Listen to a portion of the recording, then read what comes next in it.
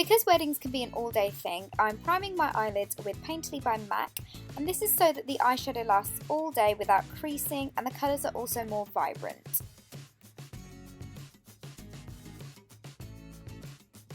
I'm starting off with highlight, and the first colour I'm going to use is Virgin by Urban Decay, and I'm putting this onto my brow bone just to highlight the area and make it stand out.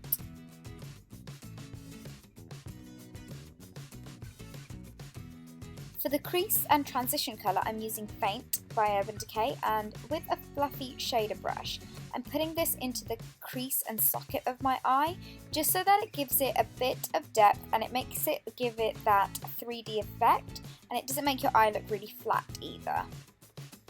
Make sure it's really nicely blended so that there are no harsh lines.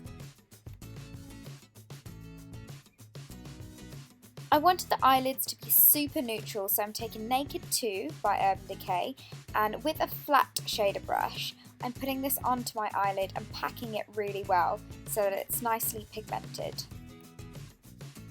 And just for the slightest hint of shimmer, I'm using Vex by MAC on the same brush and putting that on top of the Naked 2 colour.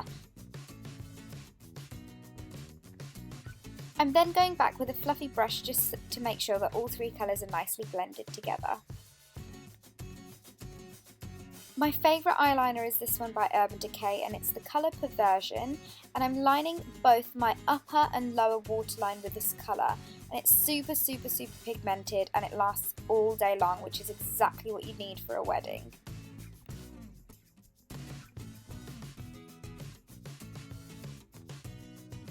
I've been loving curling my eyelashes, so I'm going to go ahead and curl them with my MAC eyelash curlers.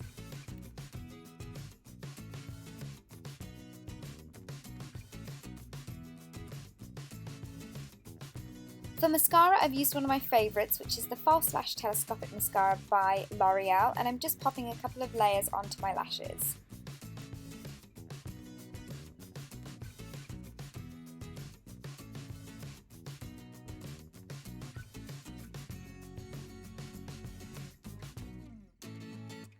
You guys must know by now that this is my favourite combination of eyeliners, and I love using the pen of the L'Oreal Paris Perfect Slim Liner and dipping it into the Maybelline pot. And yeah, I'm just aligning my eyes super slowly and super carefully and adding a small flick at the end, not too thick and not too thin, but just the right kind of shape for my eye.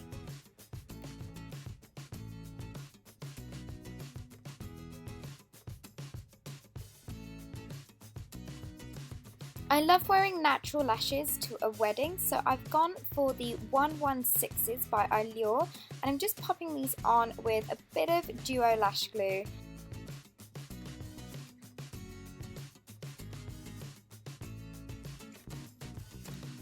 And they're just fixing any kind of areas where you can see the band by putting a bit more eyeliner on top.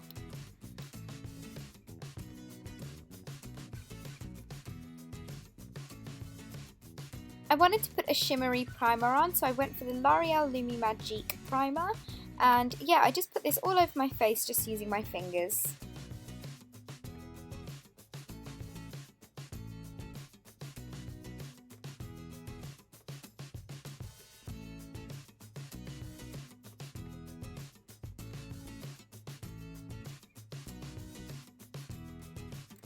There's lots of flash photography at Indian weddings, so I went for MAC's Face and Body as my foundation because it's SPF free and you don't get any flashback and it makes your skin look super flawless in pictures.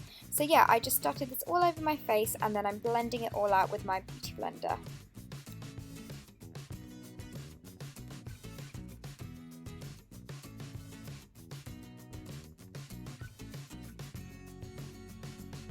For concealer, I've used the Maybelline's Eye Eraser, and I'm putting this in a upside down triangle version underneath my eyes.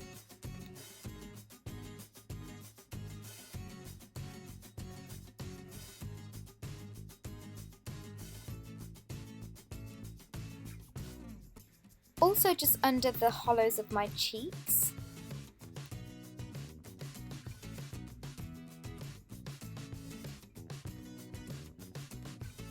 and also all down the centre of my face, so my chin, my cupid's bow, the bridge of my nose and my forehead. As a cream contour I used VNTN, which is a NARS matte multiple, and I put this on the hollows of my cheeks, also down at the sides of my nose, dots of it on the outer part of my forehead, and also along my jawline.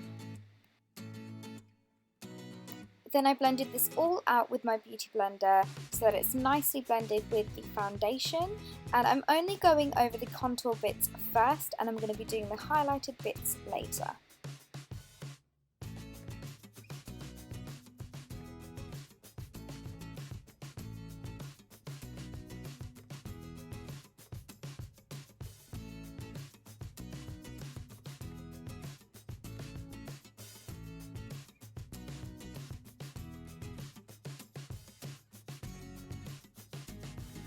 And now that all the contour is done, I'm just blending in the highlight with the rest of my face so that there are no harsh lines.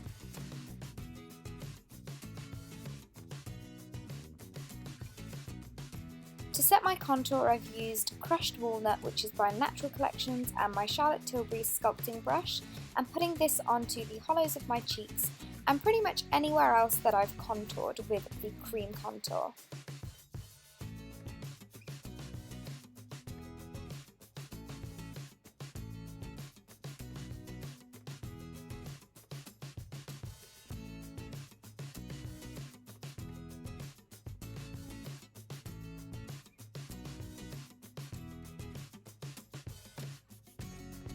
To set my highlight, I'm using my favourite banana powder by Ben Nye, and I'm using that with none other than my beauty blender again.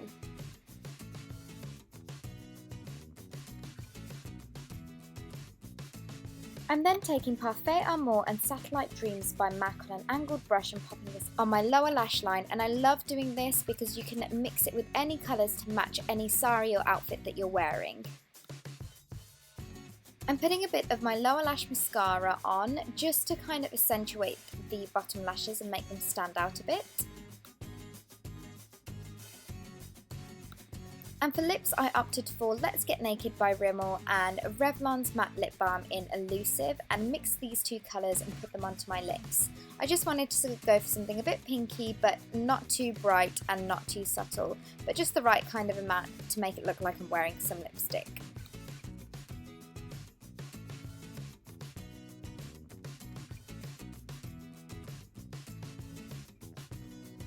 I then used my Tom Ford blusher in Flush for my cheeks, and I love using this for special occasions because it's super expensive, but it is a gorgeous colour that lasts for such a long time. And that's it, guys, that's the final look. Something pretty simple which anyone and everyone can kind of recreate. And if you do end up recreating this look, then please tweet me or message me so I can check it out. If you're on Instagram or Twitter, don't forget to check me out at Kosh_M. And please thumbs up this video if you'd like to see more wedding looks. And until next time, I will see you all in my next video. Bye!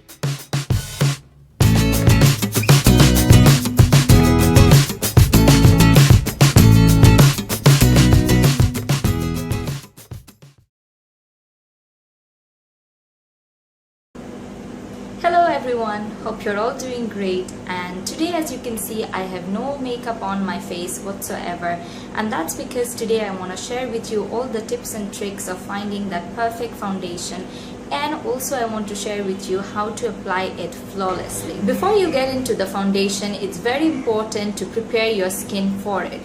Now what that basically means is to clean your face thoroughly and moisturize it. Now I've already done those, so for me the next step is using a primer. Now if you don't have a primer, don't worry, you can easily replace this by using your regular moisturizer.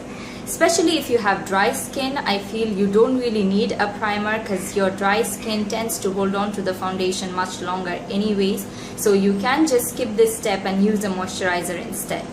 But if you have oily skin, you might want to use a primer which is specially designed to control oil so that it doesn't seep through your makeup during the day. Or if you have large pores, then you might want to use a primer that is designed to fill in those pores. So it basically depends on what sort of skin you have, what are your skin's problems. So you must understand your skin type and what your skin needs, and then choose a product which meets those needs. Now I have dry to normal skin, so I can very easily skip a primer. It's not a necessity for me. But during this time of the year, it's really hot and humid here in Bangladesh. So when I know that I'll be staying out throughout the day for a long period of time, I do prefer using a primer, especially on my T-zone, because I can get a little shiny there throughout the day. So the primer that I like to use is this Rimmel Fix and Perfect Primer. So I'll just take a pea-size amount and dab it on my T-zone.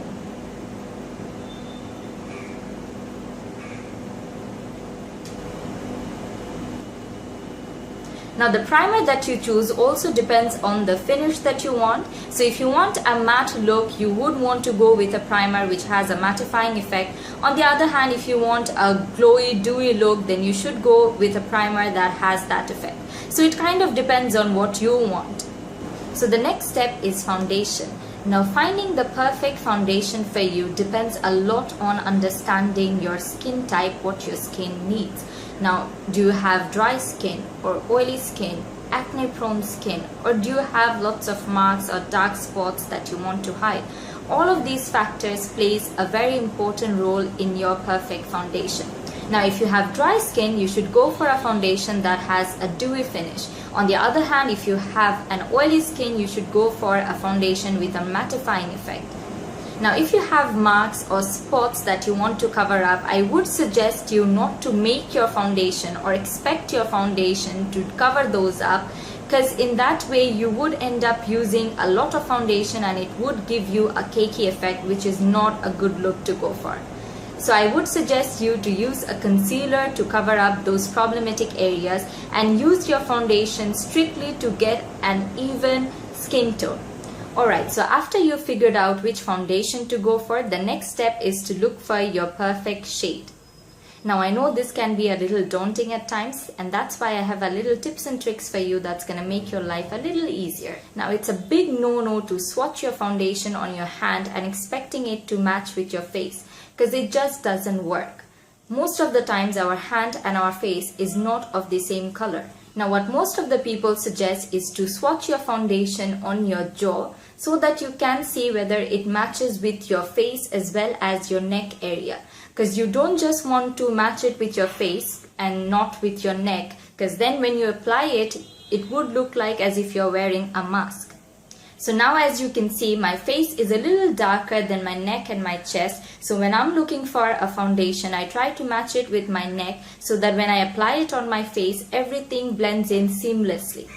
Now the next step is to decide what to use the foundation with. So you can use your fingers, some sort of a sponge or a beauty blender, or my favorite, brushes. Now I prefer using these sort of brushes which are really densely packed and flat, because this helps to buff the foundation into your skin nicely and it doesn't leave any sticky marks or lines or anything on your face.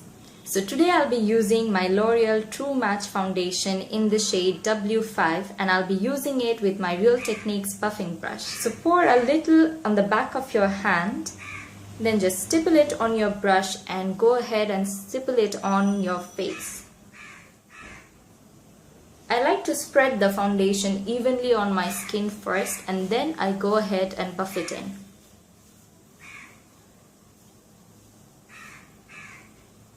Don't forget to take it down to your neck.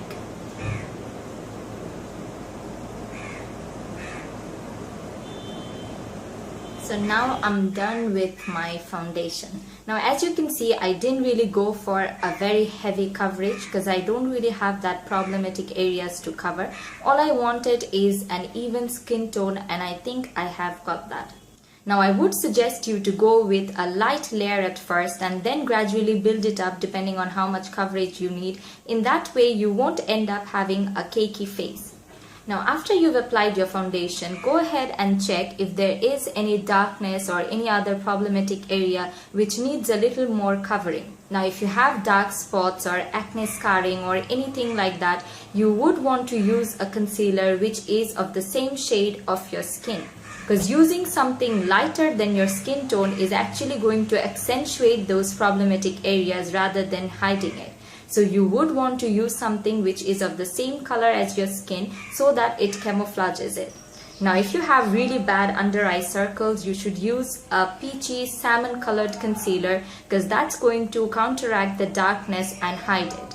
Now if you don't have any major under eye darkness, then you can go ahead with a concealer which is a few shades lighter than your skin tone, because that's going to help to brighten up your under eye area and make you look more awake and refreshed. So like always, today I'm going to be using my collection Lasting Perfection Concealer in the shade Warm Medium 3. Now I just put this under my eye using this doe foot applicator, and then I'm going to go ahead and blend it in using a tapered kabuki brush. Create this triangular shape because that would really help to accentuate your cheekbones. Then to buff in the concealer, I am going to be using this tapered kabuki brush.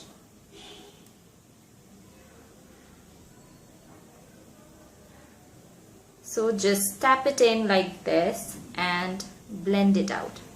Drag it a little towards your temples. I like to go over my eyelids as well because I do have some discoloration there.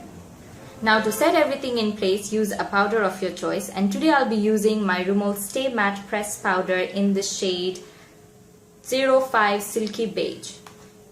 And I'll be using my Real Techniques powder brush to apply it.